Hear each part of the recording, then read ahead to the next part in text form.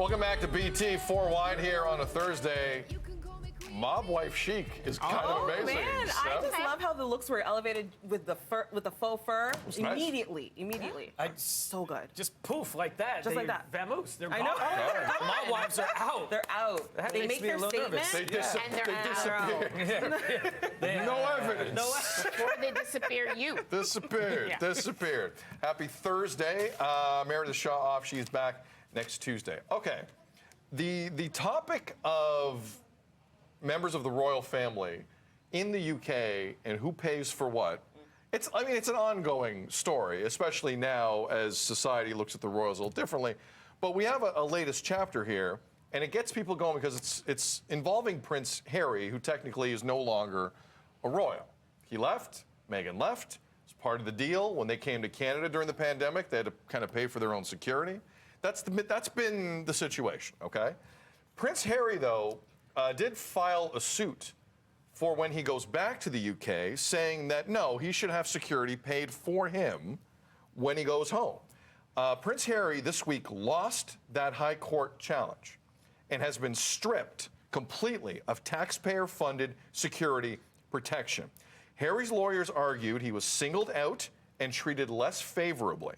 The court ruled that the decision was justified and, quote, was not marred by procedural unfairness, end quote. Prince Harry, to no one's surprise, has decided to appeal this.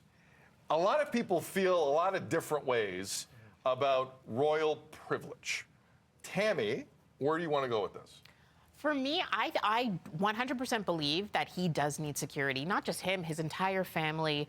They need security, especially when they go to the UK, because the paparazzi, as we know, and what happened to his mother, there's so much history there. So he does need security. Is it to be taxpayer funded, though, when you have decided to step back as a royal? To be honest, I don't know if, like Prince Andrew, someone who has kind of been stripped of his regular duties, should not be paying for his own security as well. I don't think it should be taxpayer funded. I think that at that point, when you take that leap and decide to go out on your own, that you cover that cost now, you cover that bill. Diva? I sense a disagreement. I sense a disagreement.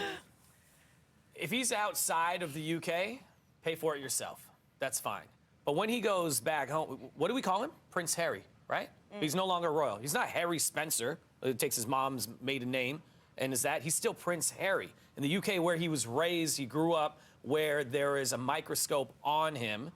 When he goes back, there is a safety aspect of this. He's not staying at, at the Westin or the Marriott when he goes to London.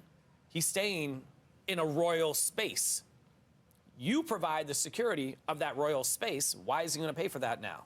You know what I mean? Like, he grew up under that, whether he liked it or not, or whatever it is now. When he is back in the UK, that is to be treated as every other royal to me when he's there on their property, on their space. And doing those duties, which he still does. He went to check on his father, things like that. You cover it. You're covering it for everybody else. If Prince Andrew is getting taxpayer dollars to cover what he does, come on, man. 100%. I agree with you. Right? I agree with you. And I feel like even though he's stepped away as a royal and, his title's been stripped, he's still a part of the family. You'll never be not a part of the family. So I feel like when he is home, he should still have his detail covered.